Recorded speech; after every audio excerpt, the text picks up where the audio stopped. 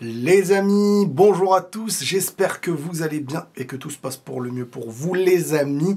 N'hésitez pas à rejoindre en masse mon compte Twitter X. Le lien est dans la description.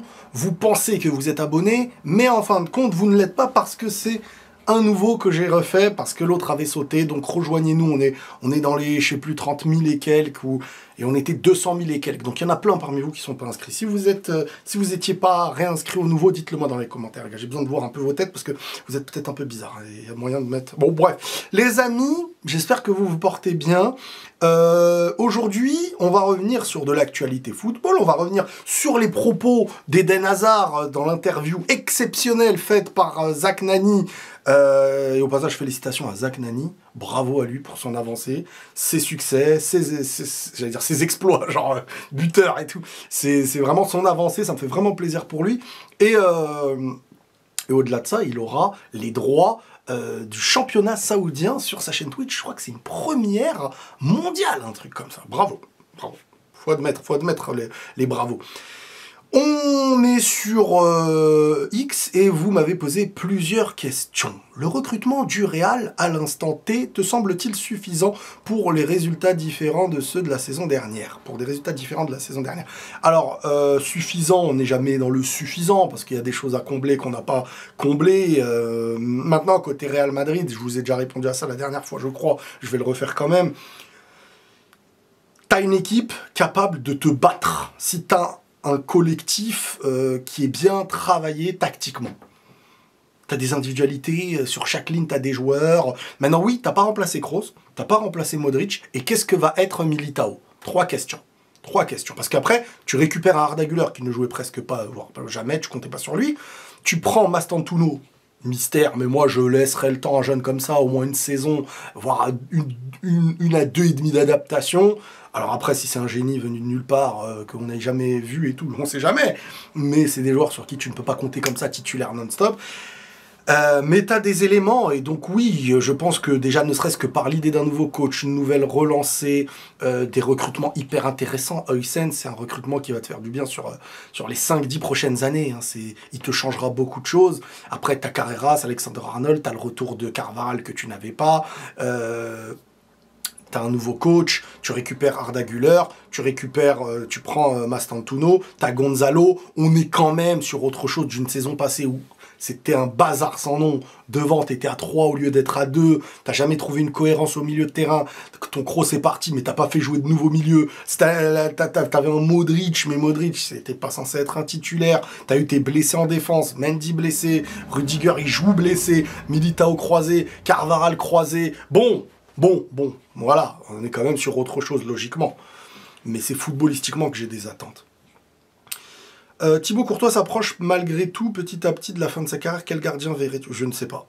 Franchement, je ne sais pas. Je me suis pas encore posé la question. Un gardien, ça peut tenir, et c'est pas ma priorité, quoi. Est-ce que tu pourrais être amené à faire des débriefs sur les gros matchs de Première Ligue? Il y a des équipes qui sont très intéressantes comme Liverpool. Alors, énormément d'équipes hyper intéressantes. Après, je ne vais pas vous mentir, les amis. Passer de mon vendredi à dimanche, non-stop assis devant la télé, regarder tous les matchs, voilà, c'est pas la vie que j'ai envie d'avoir. Je sais que je pourrais penser au travail, aux vidéos, financièrement, tout ça, c'est vrai, je pourrais. Mais déjà, premièrement, en fait, je peux parler de tous les matchs. Maintenant, c'est vrai que j'ai pas la meilleure connaissance, on va dire, sur certains aspects de joueurs que j'ai pas assez suivis, etc. Moi, j'aime parler vraiment de ce que je connais. Et le Real, et puis de ce que j'aime. Parce que je parlerai une fois, de temps en temps, 2 fois. Mais en vrai, les gars, si ça me plaît pas, ça va se ressentir. Vous allez le ressentir. Donc, c'est quelque chose que je regarde extérieurement. Et à moins de choses exceptionnelles, j'en parlerai. Ou dans des rencontres en Ligue des Champions. Mais parler de tout, moi, c'est... Voilà, je vous parle de ce que j'aime. Et je pense qu'à un moment donné, ça motiverait même pas les gens de me voir parler, je sais pas, d'un Chelsea. Oui, une fois de temps en temps, vous allez dire c'est sympa, mais en vrai, vous allez très vite vous dire il met pas la même passion, quoi. Le Real, c'est le Real. Le Barça, c'est les rivaux. Paris, c'est ce que j'ai suivi aussi depuis toujours. Il y a une histoire avec l'Europe, machin. Après, voilà, il y a du monde qui parle de plein de choses. Moi, j'aime avoir une story entre moi et mes abonnés. Quand je parle du Real, vous savez que c'est mon équipe. Quand je parle du Barça, vous savez que c'est mes rivaux. Donc, mes rivaux veulent m'entendre parler aussi de leur équipe, surtout quand ils font des bonnes choses. Surtout que j'essaye de dire ce que je pense véridique.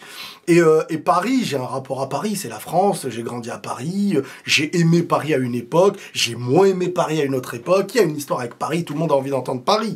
Donc, globalement, je parle de ça. J'ai d'autres chaînes. Red Crit TV, les pensées de Riles, j'ai des réseaux et je gère presque tout ça tout seul. Donc c'est très compliqué de m'arrêter comme ça sur tous les championnats, etc. Si tu pouvais choisir entre progresser en termes de contenu dans le jeu, proposer un football cohérent, prendre du plaisir à regarder les matchs, mais pas de trophée, et de l'autre côté, gagner un trophée majeur, battre le Barça, mais saigner des yeux en regardant les matchs et serrer les fesses à chaque action défensive. Alors, si on n'était pas le Real qu'on a été, si j'étais pas le Real, voilà, pour faire simple, bah, j'aurais choisi de gagner. À un moment donné, on se rappelle des gagnants. Alors oui, il y en a qui te marquent l'esprit par certaines choses, mais je suis un compétiteur, hein. J'ai joué au foot, à un moment donné, savoir défendre, enfin bref, là tu es en train de me dire c'est la cata, ou c'est parfait mais tu gagnes pas. Là tu m'offres une contradiction de deux opposés. Oui, le beau jeu ferait plaisir, mais tu perds avec le beau jeu, tu as une frustration que tu n'auras pas si tu gagnes avec le mauvais jeu. Si je n'étais pas le Real actuel, parce que le Real a déjà gagné, parfois avec une maîtrise, parfois maîtrise ne veut pas dire être toujours dans la domination, mais c'est savoir ce que tu mets en place. Je préfère, en étant le Real Madrid aujourd'hui, avancer en étant en train de créer quelque chose, et je les applaudis, et tout le monde les applaudit, même s'ils n'ont pas gagné. Maintenant, ne pas gagner, c'est par exemple perdre en demi, perdre en finale, et le championnat qui se joue à la dernière seconde. Si tu me dis, tu as perdu ton championnat, tu fais un excellent football, mais tu as perdu ton championnat au mois d'octobre, ramène les trophées. En vrai, parce que t'es pas sérieux. Tu peux pas. Si t'es le Real Madrid et que t'es cohérent footballistiquement, et que tu gagnes pas, ça n'a... Je sais même pas si c'est probable, en fait, si c'est possible. À un moment donné, tu ne joues pas bien. Si tu perds, tu fais des choses qu'il ne faut pas faire. C'est bien beau de faire 2-3 passes, mais à un moment donné, Luis Enrique, avec l'équipe d'Espagne, il a fait un jeu de cohérence. Mais, à un moment donné, tout le monde lui dit « Ouais, mais ça va pas loin, en fait. Ça va pas loin, c'est redondant, Vous voyez ce que je veux dire. Que penses-tu de toutes ces histoires tordues de droit TV en Ligue 1 ? Alors, je regarde ça extérieurement, mais... On est vraiment dans un pays où regarder le foot n'est pas facilité, hein, pour la France et les Français. C'est pas normal. C'est pas normal. On ne fait que reculer. On dispatche tout. Il y a des pays où c'est pas comme ça. Et dans la majorité des pays, c'est pas comme ça. Sans parler des crises qui existent aujourd'hui avec beaucoup de gens qui sont en crise, quoi, financièrement, et qui derrière... se retrouvent, s'ils veulent voir le sport du peuple, football, ont besoin de s'abonner. Canal+, beIN, DAZN, j'en oublie un, RMC, machin. Waouh, les pauvres, franchement. Donc en fait, chacun doit faire un choix.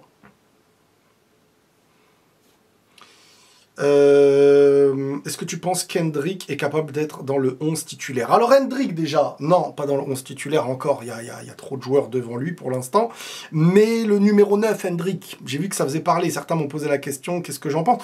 Alors en vrai, je m'en fiche, hein, je ne veux pas vous mentir, je m'en fiche, mais c'est vrai que le numéro 9 colle à Hendrick. Il n'y a pas pur numéro 9 que Hendrick. Ses courses, ses déplacements, sa réflexion, son objectif, c'est la zone et les cages. C'est un joueur qui est fait pour faire des appels, pour se bagarrer et marquer des buts. Et l'année dernière, il a montré des bonnes choses à certains moments. Donc ça, c'est à ne pas sous-estimer. Et au-delà de ça, c'est un numéro qui lui convient parfaitement. Maintenant, moi, je l'avais dit, on me l'a reproché il n'y a pas longtemps. Oui, pour moi, Hendrick aurait dû être prêté. Parce que son évolution aurait été bénéfique pour lui et pour le Real. Parce que là, au Real, s'il reste, t'as Mbappé en titulaire avec Vini. Si Rodrigo reste, t'as Rodrigo qui rentre après eux. Ensuite, t'as qui? T'as Gonzalo et Hendrick. t'as Hendrick et Gonzalez. Tu vois, il y a un joueur en trop. Il y a un joueur en trop. Et ça, c'est... Voilà, c'est un peu perturbant. Mais malgré tout, Hendrick, faut pas oublier que c'est un joueur qui a du talent dans son domaine, qui manque d'expérience, mais le peu de temps de jeu qu'on a vu l'année dernière, il y a eu beaucoup de moments où on était en train de se dire franchement, le garçon, il rentre, il fait des diffs, quoi. Et en Coupe du Roi, il était co-meilleur buteur, ou je crois qu'il s'est fait dépasser pour le dernier match par Ferran, mais sinon, c'est quand même sympa, quoi. Attends, le micro, il est bien branché, j'espère, oui. On va revenir un petit peu sur Eden Hazard hier et l'interview chez Zach Nani. Eden Hazard. Alors, mon rapport à Eden Hazard, parce que je sais que c'est très... ça fait beaucoup de bruit parfois. L'histoire d'Hazard au Real Madrid additionnée à mes propos et ma frustration. C'est comme ça que je la nommerais. Ma frustration Hazard. La frustration Eden Hazard. Hazard, c'est une attente que j'avais comme une recrue, je ne veux pas dire comme Cristiano Ronaldo, mais dans le lot des plus grands joueurs de football que le Real recrutait. Cette attente-là, je l'ai eue. Le prix du transfert veut le dire. Ça veut tout dire. J'ai son maillot, Eden Hazard. Je crois que j'ai un maillot du Real que j'ai acheté. Hein. J'ai acheté le Ronaldo, je crois que c'était la Décima. Ronaldo, Real Madrid. Et Eden Hazard, Real Madrid. À l'époque, quand j'étais plus jeune, j'avais Ozil, j'avais Higuaín. J'avais déjà acheté par le passé. Mais en étant plus adulte, Cristiano et Hazard. 2 numéro 7. Donc Hazard, on peut pas venir me dire, tu l'aimes pas. Je le kiffe. Il m'a fait acheter son maillot. Alors, entre-temps, j'ai eu des maillots gratuits par Madrid et tout. Donc, je les compte pas. Parce que c'était pas un choix. C'est-à-dire que j'ai rien dépensé. Mais Eden Hazard, c'est quelqu'un que je kiffe. L'attente était immense.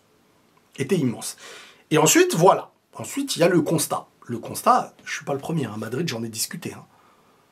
Ils n'étaient pas satisfaits, Madrid. Hein. Et c'est cohérent avec ce qu'il disait. Hazard, Eden est cohérent avec sa vie et ses propos. Et quand on l'analyse hors football, bah écoute mon gars, sincère. Déjà dans son interview, je l'ai trouvé hyper sincère, même quand ça allait pas dans son sens. Alors oui, avec du recul, maintenant on se dit franchement, c'est propre et tout. Mais je suis désolé. Lui il dit, moi je suis habitué quand je pars en vacances, je réfléchis pas trop et tout. Oui, mais si ça a une conséquence sportive dans ton arrivée au club, c'est négatif. Et le surpoids qu'il a arrivé au Real est un problème. Parce que la prépa, il dit oui, mais pendant la prépa, je perds. La prépa, elle ne sert pas à faire un régime.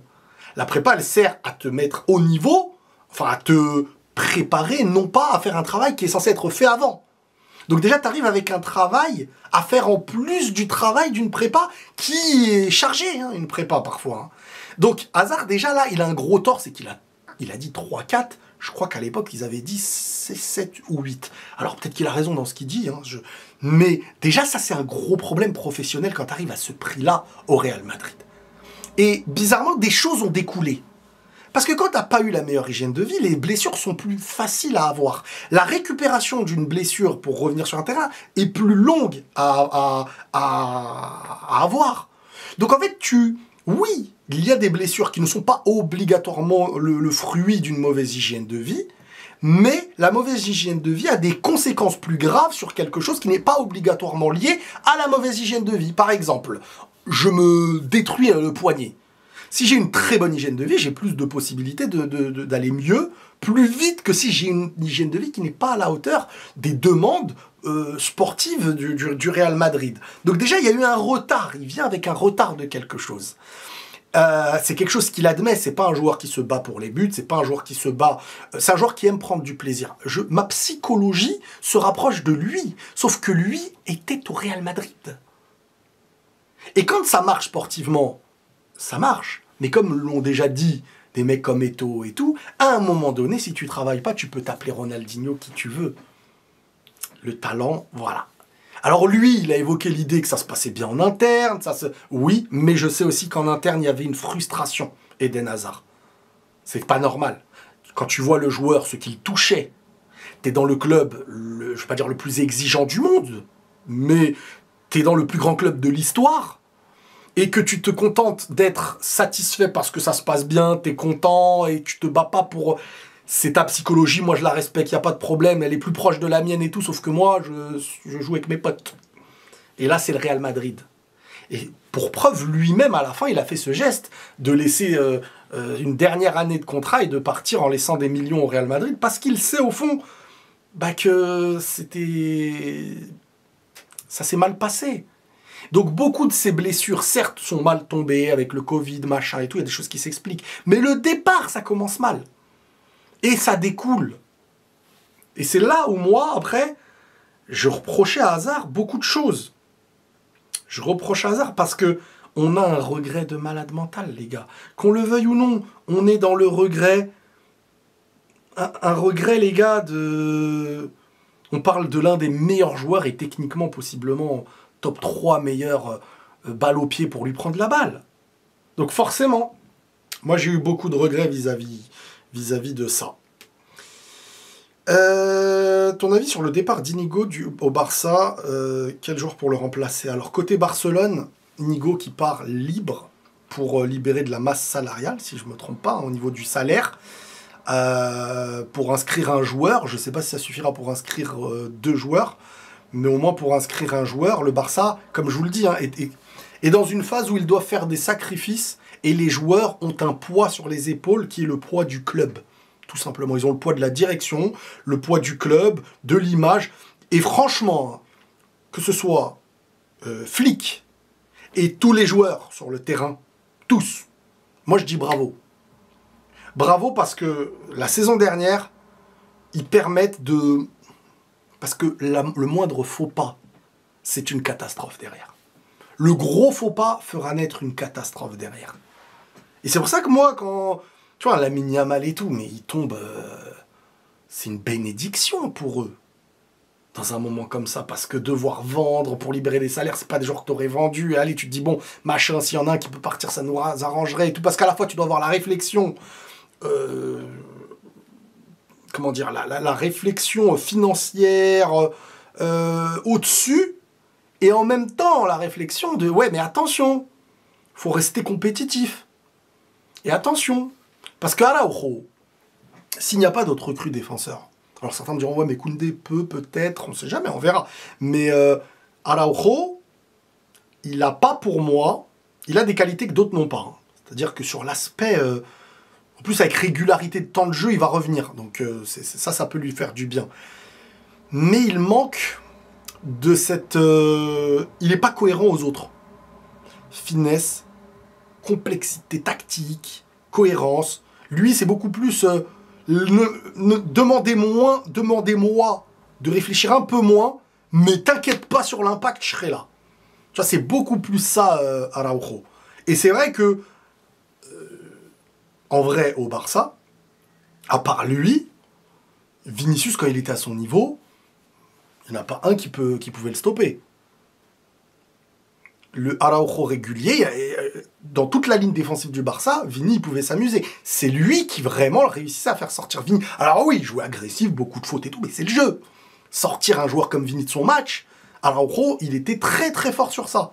Alors il a raté des duels et tout, mais Araujo du Barça, c'était celui qui stoppait le mieux les meilleures individualités.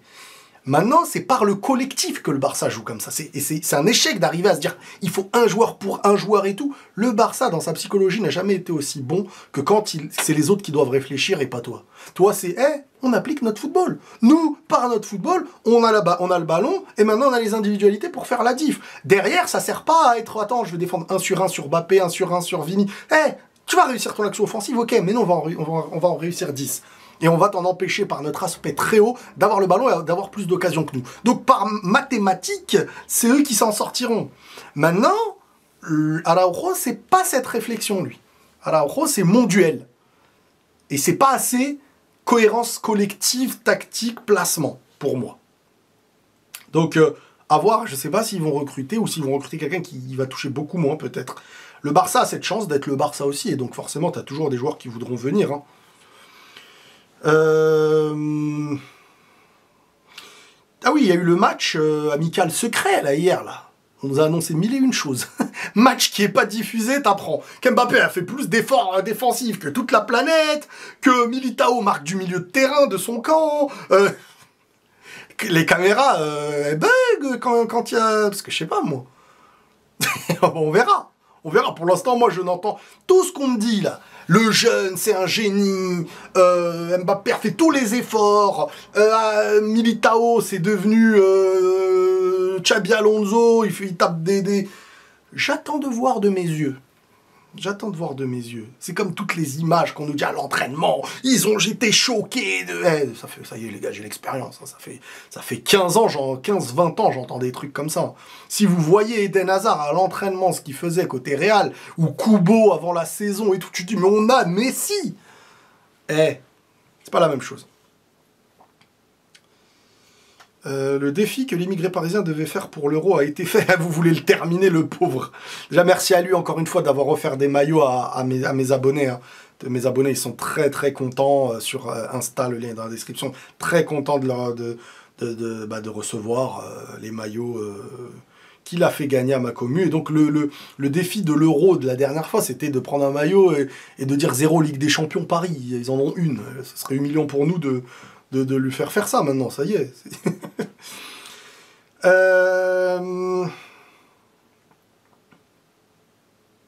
Tu ne trouves pas que certains Madrilènes sous-cotent l'effectif du Real sur le papier? Bah, sur le papier, c'est très beau. Après, on reste sur une saison très mauvaise. Donc je pense que les gens sont sur un aspect négatif. Et ils n'ont pas tort. Ils n'ont pas tort. Maintenant, il faut aussi être équilibré. Si tu me dis qu'avec tout ça, là, t'es dans l'incapacité de sortir une saison, je me dis, bon, bah, alors, il faut fermer la boutique. J'entends des dingueries. Mais c'est possible que tu fasses rien. Mais, en fait, c'est possible que tu échoues, mais tu as la matière pour faire des choses. Est-ce que tu as comblé tout ce qu'il fallait combler? Non. Mais est-ce que toutes les saisons où tu as gagné, t'avais comblé ce qu'il fallait combler? Non. C'est ça aussi le football, parfois. Mastantuono titulaire ou pas encore au Real? Je trouve que parfois, on a des discours, les gars, un peu trop simplistes. On est trop dans la...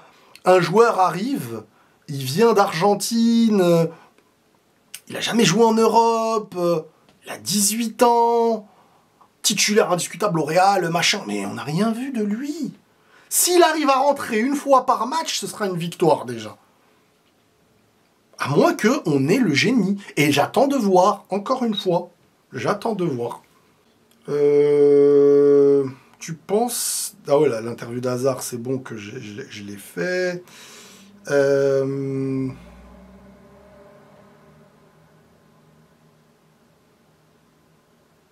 C'est qui, objectivement, le meilleur joueur du monde aujourd'hui? Alors, ça dépend, c'est complexe, parce qu'il y a le meilleur joueur... à qui par exemple je donnerais un ballon d'or, il y a le meilleur joueur parce que le talent, il y a le meilleur joueur, vous voyez, c'est plein de choses différentes. Imaginons Messi quand il est à son niveau, il y a des moments où il n'a pas le ballon d'or. Mais on peut dire que talentueusement, un talentueux, c'est le meilleur du monde. Mais qui a fait la meilleure performance par exemple? Moi, j'aime beaucoup ce que Dembélé produit, ce que Hakimi a produit, ce que Vitinha a produit, Lamine Yamal, clairement, Rafinha, Pedri, Salah, tu vois, tout ça, c'est des joueurs qui, dans la saison, tu peux retenir leur nom. Après, il y a ceux qui ont été au bout. Tu vois, par exemple, Vitinha, Nuno Mendes, des joueurs comme ça.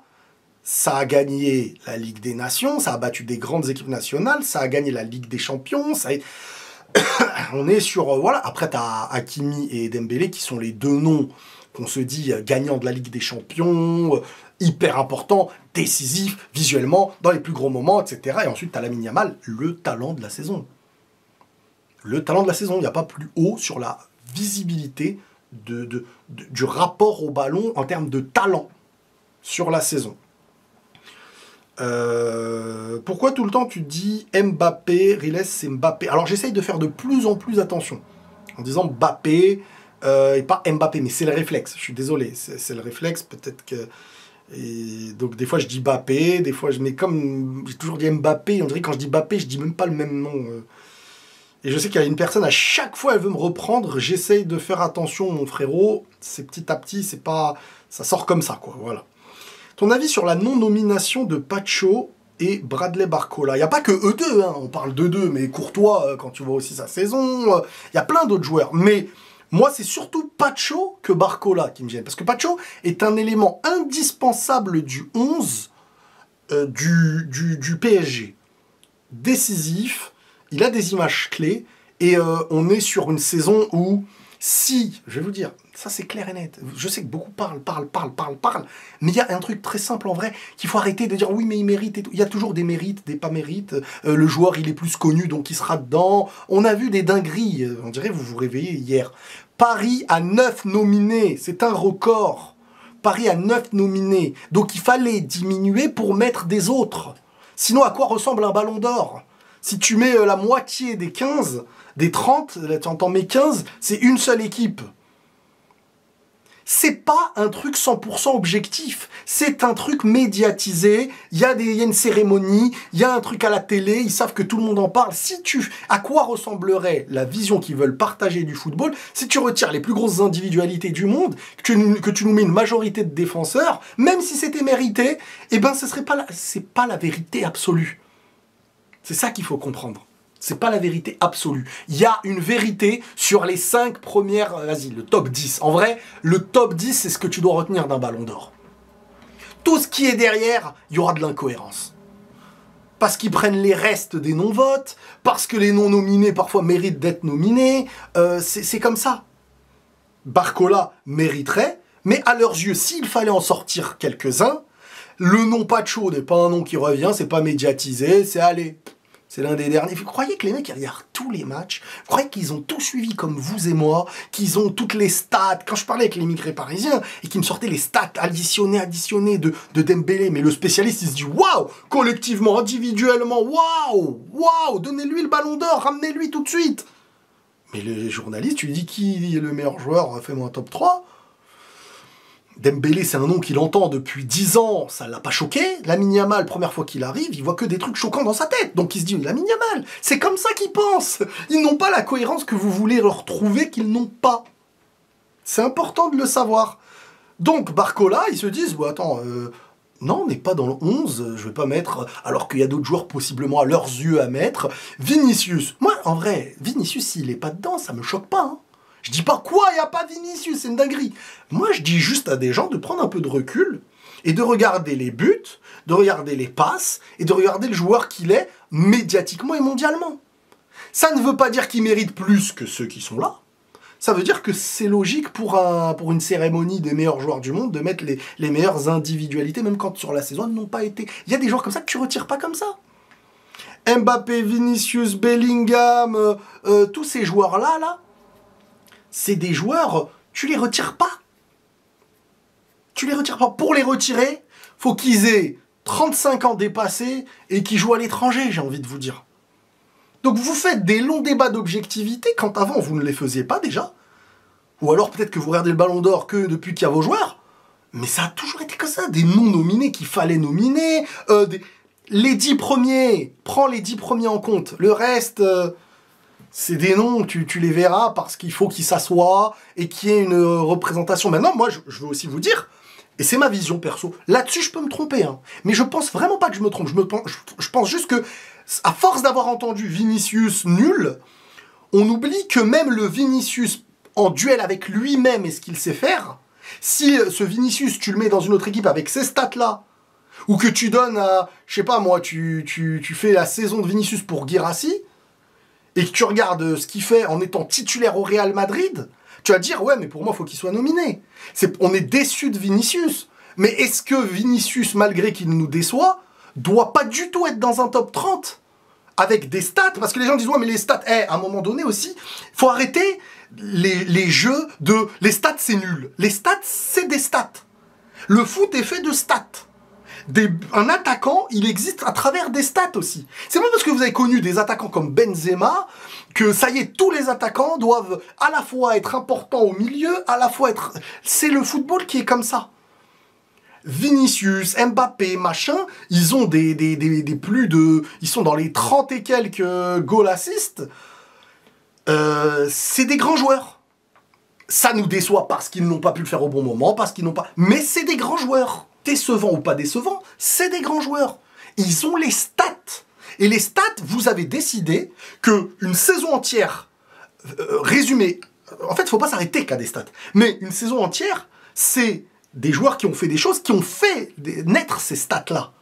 Et ces stats-là veulent dire des buts, des passes décisives et des matchs gagnés grâce à ces stats-là. On est dans une mode où maintenant on veut se la jouer puriste. Et retirer les stats en disant ouais non mais t'as vu le beau jeu, mais il est cohérent là, ouais non mais il a marqué le but qu'il fallait, ouais mais non, une individualité est aussi, pas seulement faite de stats. Un attaquant aussi existe à travers ses stats. Donc on peut pas d'un coup, si d'autres joueurs avaient les stats de Vini aujourd'hui, mais pour leur première saison, ça les choquerait. Et on serait en train de dire, ils sont forts. Sauf que Vini est une individualité du Real Madrid. Donc déjà, il part de plus haut que celui qui doit faire des stats dans un plus petit club. Il part de plus haut parce qu'il réussit à être titulaire au Real Madrid. Et en fait, j'entends beaucoup d'arguments, il ne mérite pas parce qu'il a été très décevant. Mais si son très décevant reste dans un palier où il arrive à stater ce genre de choses-là, moi je me dis, il peut mériter clairement sa place. Un autre débat, et là c'est un débat en dehors de ça, je répète pour pas que des gens en mélangent tout, c'est un débat en dehors. On met une croix maintenant sur ce que j'ai dit, qu'on me dise les autres méritent plus que lui, là je dis ok, pourquoi pas. Mais dans ce cas-là, j'espère que Vinicius sera le 29e. Et si Vinicius est 29e, je dirais bon bah en fait il a pris la place à un mec qui n'était pas dans les 30. Je pense pas que Vini sera 29e. Je pense pas, personnellement. Parce que moi, j'ai quand même des choses. C'est lui qui, dans le match contre Dortmund, on le reconnaît. L'avant-dernier match de coupe, il a bien un beau but. On a des petites séquences individuelles qui sont sympas, mais pas assez impactées. Parce que quand tu es au Real, à l'inverse d'autres clubs où tu peux être nominé et dire que tu as fait une bonne saison, même sans gagner ton championnat, même parce que le Real, tu es mauvais si tu n'as pas fait gagner, entre guillemets. Et ça, c'est quelque chose qui s'explique. Mais si Vini fait la même saison dans un club de seconde zone, il est nominé 77 000 fois. Prenons en compte la déception qu'on a par rapport à ce qu'il est. Donc encore une fois, ce sujet est clos. Maintenant, si on me dit qu'il est le 29e joueur, en fait, c'est lui qui a volé la place de ceux qui pouvaient le mériter à côté, là, si vous estimez sincèrement ça, alors vous avez raison. Moi, je pense pas que c'est le 29e. Mais si vous pensez que c'est le 29e joueur, là, donc en gros c'est le dernier, là, parmi tous les nominés, c'est le dernier, et ben là vous avez raison. Mais alors on verra s'il sera le dernier ou pas. Alors après c'est que des votes, mais on verra quand même. Donc voilà, à quand le retour de la veste de Motard? Quand j'irai à Madrid. Brahim Diaz titulaire au milieu pour cette année, bah pour l'instant il n'a pas encore prouvé de quoi être titulaire au milieu, hein, on verra. On verra. Comment t'es devenu supporter du Real? Bah, c'est le premier gros club depuis que j'ai 9-10 ans qui m'a vraiment marqué. J'aimais beaucoup Paris aussi à l'époque, hein, parce que j'étais à Paris et tout. Mais le Real, c'est le cœur, quoi. Ça m'a touché. J'ai continué à les suivre, à être curieux, à les voir, à regarder des cassettes, à assister à la finale quand Zizou met sa reprise du gauche, j'étais petit et tout. Ça m'a marqué. La fois aussi où Zidane, avec la Juve, quand il était avec la Juve et qu'il a perdu contre le Real, voir Zidane pleurer, parce qu'il pleurait avec la Juve en perdant en finale de Ligue des Champions contre le Real Madrid de Carambeu et tout ça avec le maillot violet. Voir Zidane par terre pleurer, je me dis mais c'est quoi ce club? Tu te fous, le Real et tout. Petit à petit, voilà, c'est devenu mon club. Donc voilà les amigos, prenez tous soin de vous, et franchement les gars, ce serait bien qu'on fasse la remontada des abonnés que j'avais sur Twitter, hein. Ça fait tâche les gars, j'ai perdu 200 000 abonnés là-bas, même professionnellement les gars, vous savez que je suis pas un mec qui mange sur les partenariats, qui truc, donc c'est pas toujours, pas dire que c'est pas toujours facile, mais en comparaison de ce que je pourrais avoir perdu autant d'abonnés, ça fait un peu tâche pour certaines marques et tout. Donc voilà, si vous étiez abonné sur mon compte Twitter, les gars, n'hésitez pas à revenir parce que vous ne serez pas abonné sur le nouveau vu que c'est un...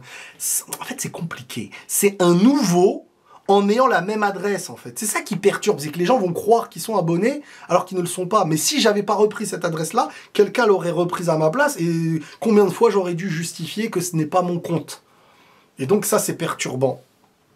Donc voilà les amis, tous les liens sont dans la description. Merci pour tous les frérots. Prenez tous soin de vous et la paix sur vous.